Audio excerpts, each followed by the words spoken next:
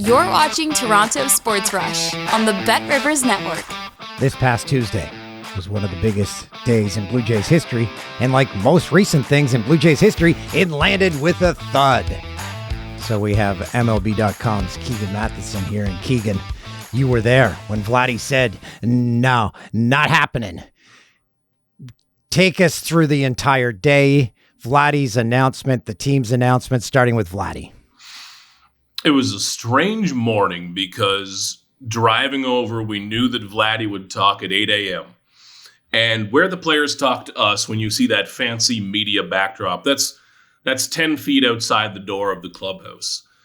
And we did not know until Vladdy walked out what his decision was or what had happened the night before. I know there was a deadline, but it's kind of a man-made deadline. We didn't know the hour. Vladdy walked out of the clubhouse doors, and he had a big grin on his face. He's saying hello. He's dapping up the security guards. He looks at me with a big smile and says hello. I'm thinking, why are you in such a good mood? And the moment we all gather around, you saw that face kind of go hard.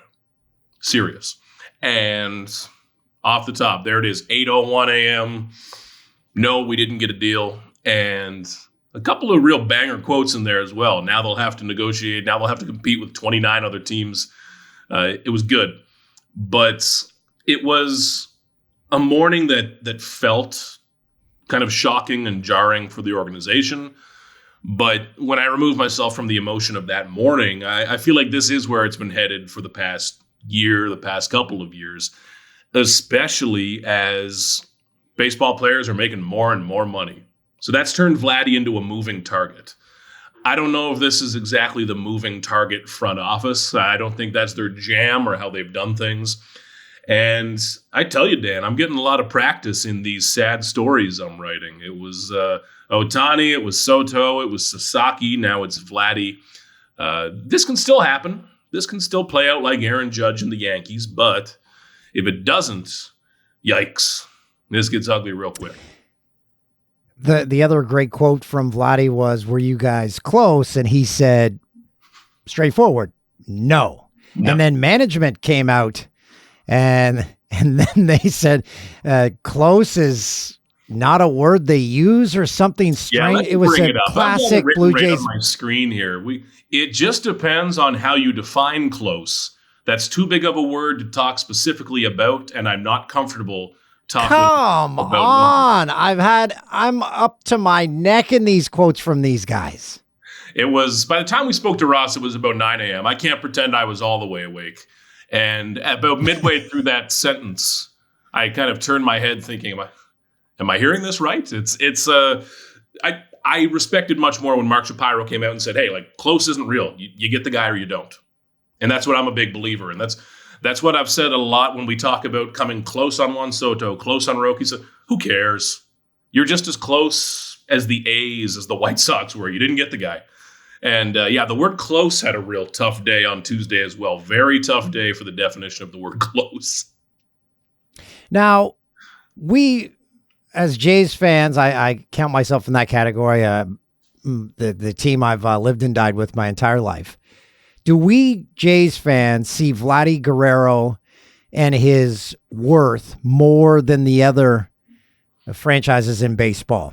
Do we overvalue him, or is he worth as much to them as well? Oh, there's definitely part of that, but that's the beauty of it. In every market, the biggest star is probably overvalued just a little bit. Even the mid-range guys, the low-end guys, it's always going to be baked in. But Vladdy around the league, we're seeing money go up and up and up. We've seen this a bit over the past decade in the NBA. As more TV money gets involved, contracts are jacking up. You're seeing it now in baseball. Ohtani, Soto, both going $700 million plus.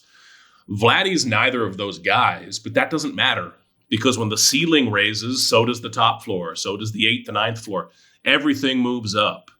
And with that Soto deal, for example, it doesn't get Vladdy $700 million. But does it get him 400 instead of 3? Does it get him 450 instead of 350? Probably at this point. And the fan sentiment of this, it matters. It has to be part of the data, the equations, the valuations, all of that stuff fans don't want to hear about. What people care about has to matter, not just because I'm being sentimental, but because you're running a business that depends on fans buying tickets, which are not getting cheaper, and on fans buying jerseys, hats, $18 beers. All of those people go to the game because they like Vladdy. It's all tied together. And man, if you lose that, you can get stuck looking for another Vladdy for a long time, and you can get caught in that middle ground. And Vladdy knows that. He knows his importance to the franchise. So is it a case of, I don't know if you've heard any numbers leak out, is it a case of Vladdy gave them a number that was just astronomically high and that's why they didn't come to a deal? This is the thing. We don't know the numbers. So the Blue Jays could have been lowballing him terribly. Vladdy could have been asking for $1 billion.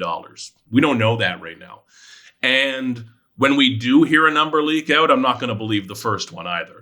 I think this is one where when a number comes out, I always ask myself, why is that number out? Who's it benefiting? Is it true? Normally it takes a little bit.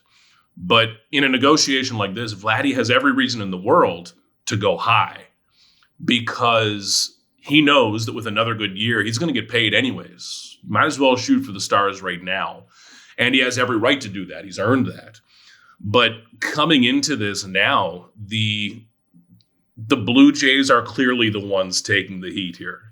Vladdy has won the public game. Of course he has. He's beloved. He's a fan favorite. He's the face of this franchise.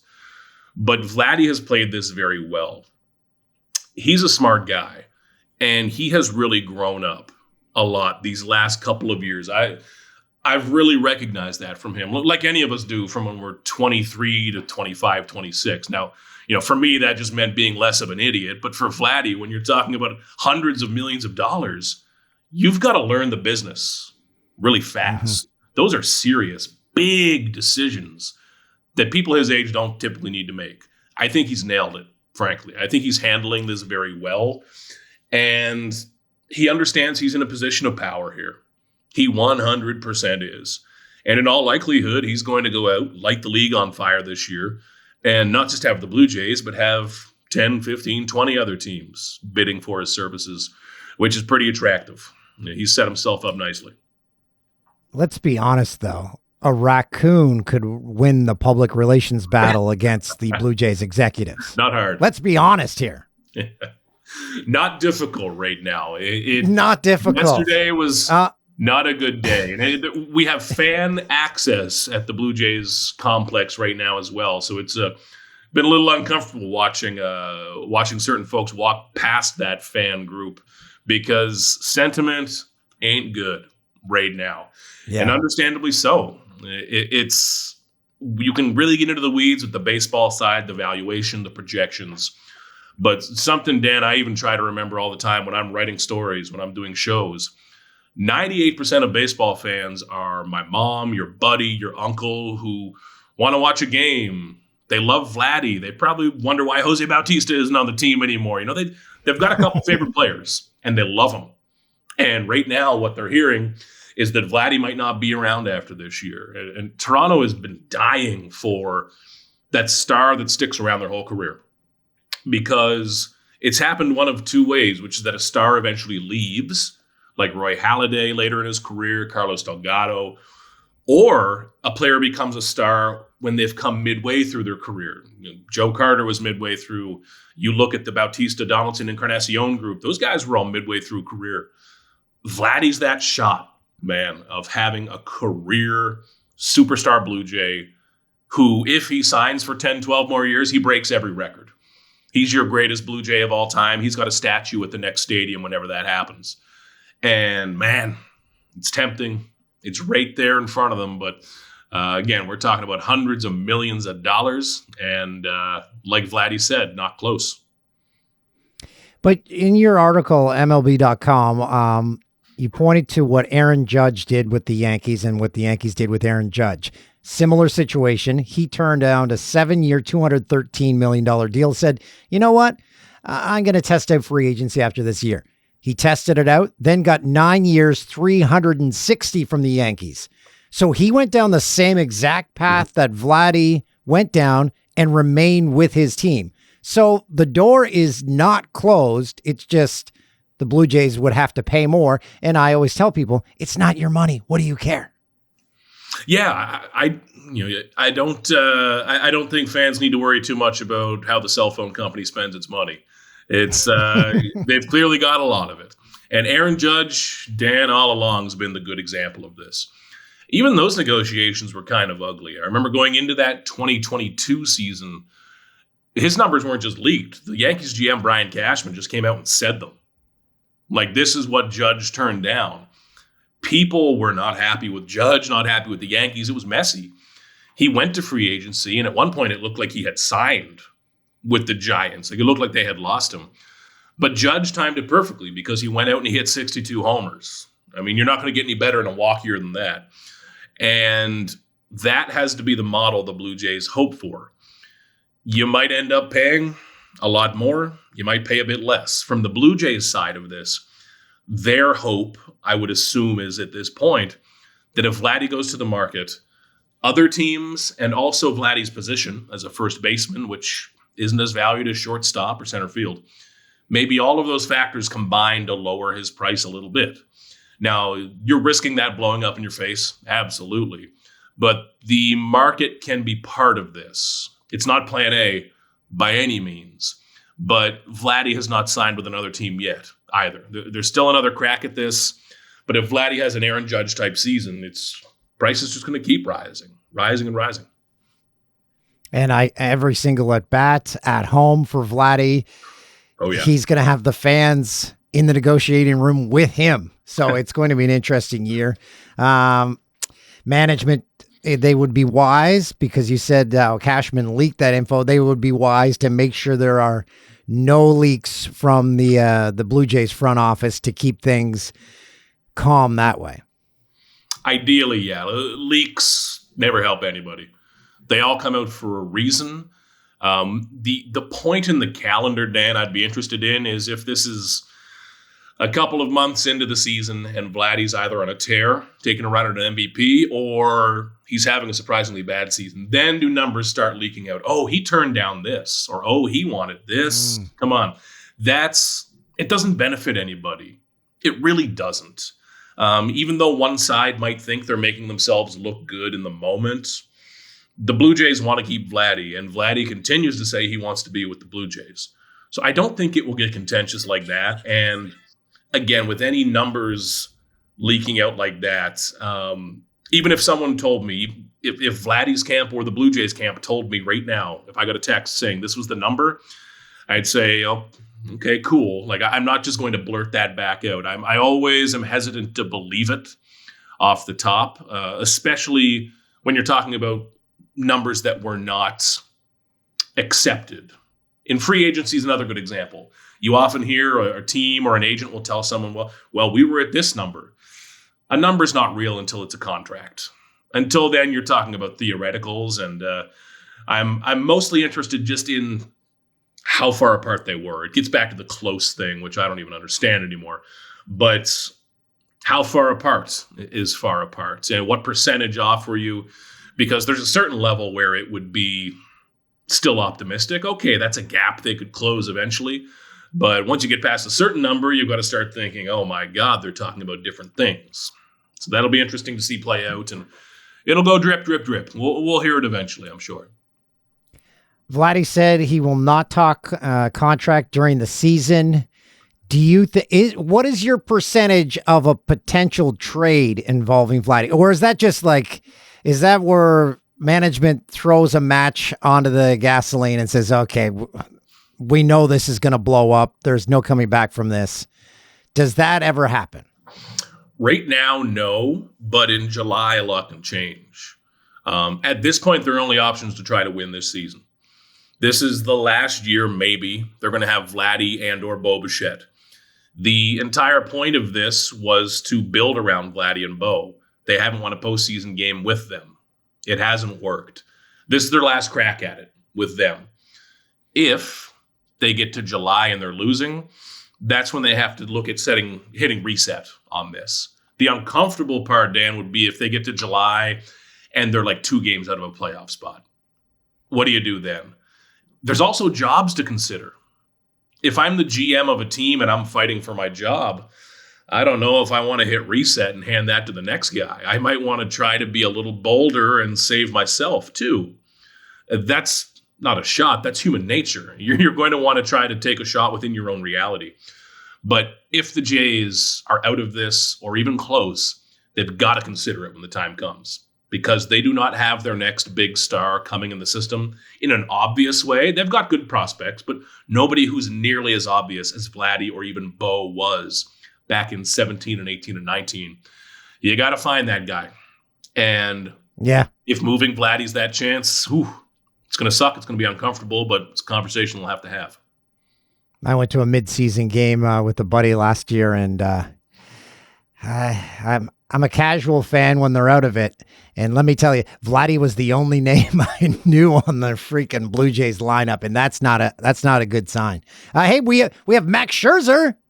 Max Scherzer, the Hall of Famer. Maybe he goes in a Blue Jays cap now. Maybe he loves it. Man, Scherzer being in camp is cool. I know he's old. I know he's getting hurt lately. I get it. It's cool. It's really cool to be around Max Scherzer and see how he works. Like, he's thrown a couple of bullpen side sessions lately where normally a starter like Chris Bassett, he'll get up and throw an inning in the bullpen. And I'm standing there. It's like 8 a.m. and Max Scherzer's throwing like 7 2/3 in a bullpen. It's crazy. It's amazing to watch him throwing and throwing and throwing and throwing. He is one of the best pitchers of this generation for a reason. And one of those reasons is that he is incredibly intense. It's pretty special to be around. And if you are someone like Bowden Francis or Alec Manoah, Ricky Tiedemann, Jake Bloss, one of these depth young starters, it's a dream for you. And if Max Scherzer can give them 20, 25 plus starts, that's a win. You don't need him to be the ace whatsoever. That's Kevin Gossman, Jose Barrios' job. But if Scherzer can give you 20, 25 starts, an ERA that maybe slips just under 4 or hovers around there, I think you're pretty happy. And the name value is exciting. And it's something that I think 10, 20 years from now will be one of those cool things. You saw Max Scherzer pitch for the Blue Jays. Hopefully it's a good memory and not going out quietly at this age. But, man, he looks good. I think he's got one more in. He's got two different colored eyes. He worked with us for a postseason at Fox, so I got to stare into those eyes. Keegan, real quick, it was announced the Jays are going to have, is it robot umps for a few games in the spring? Yeah, they're going to test that out in a bunch of spring training stadiums, including Dunedin. I'm excited to see this because I think it's cool. So this is no ump behind home plate? I believe you still have an ump behind home plate just to manage things. Okay. And I think that's a lot of people's problem with robot umps. They picture a literal, Charlie Brown teacher robot umpire back there. But you're still going to have a guy managing the game. But I really love the element of a pitcher or a hitter being able to challenge it. Now, there's some guy like Vladdy's going to challenge every pitch. He's just going to. And there's some guys you're going to have to hold back, kind of like stealing bases. But I think typically, we'll see how this plays out. I think it typically plays out right on the video board of the stadium, too. So it's kind of like for tennis fans where it plays out and you see that little replay of the ball hitting on the line or just off. It's going to be good. And especially in spring training when it's a little lighter, I know guys will be giving each other a hard time about it if they whiff on one of these. But it's a step in that direction. And I like that they're trying it out to this, a year early to get a feel for it. But some dudes are going to be really eager. I know that Vladdy, I can already see that finger whipping around on the first pitch he's going to see. It'll be a good time. Keegan, before I let you leave, I know it's going to be a bittersweet season for you. There's one stadium in baseball you love. You look forward to your visits there. You love documenting your visits. That is the Trop in Tampa. The Trop got destroyed by a hurricane, so they will not be playing games there this year. How upset are you? That's a big L. I think when I take a drive down, there's a few spring training trips where I have to pass the Trop. I may need to take a longer route just not to see that. And I might need to get myself off of those Tampa trips because part of the beauty of the Trop, along with it just feeling like you're in your friend's basement or something, is that it is climate controlled. Okay? Being in Tampa right now is hard enough on a big man like me, but July and August, my God, just open the casket for me right now. So instead of being inside air conditioned, you're going to be over at Steinbrenner Field, the Yankee Spring Stadium. It's a great spot. It's a Yankees building. They put some cash into it. It's a very nice spot, but it is going to be scorching hot. I feel bad for Danny Jansen, the Rays catcher now, who is going to be catching games in 100-degree heat every afternoon. It's a tough one, man, but the trop is eternal. It shall rise again. It shall. Keegan, you're the best. You can find him at MLB.com. Appreciate it, my friend. You got it, Dan. Thanks for watching Toronto Sports Rush on the Bet Rivers Network.